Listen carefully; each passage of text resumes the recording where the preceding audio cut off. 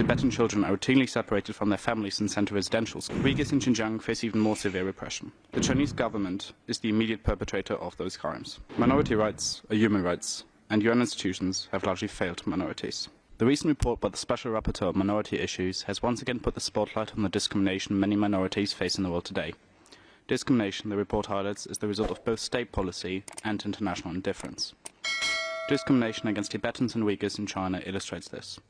The report notes that Tibetan children are routinely separated from their families and sent to residential schools.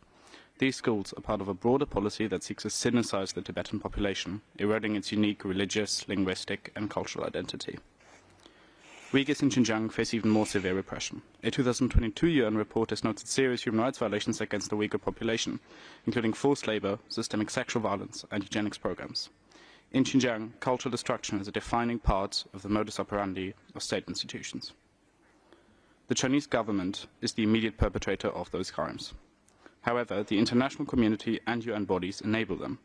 The 2023 report notes that minorities are left behind at the UN by not being made an organizational priority.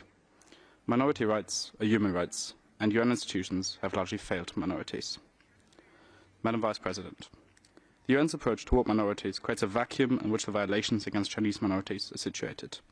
The UN's legitimacy rests upon its ability to deliver human rights for all.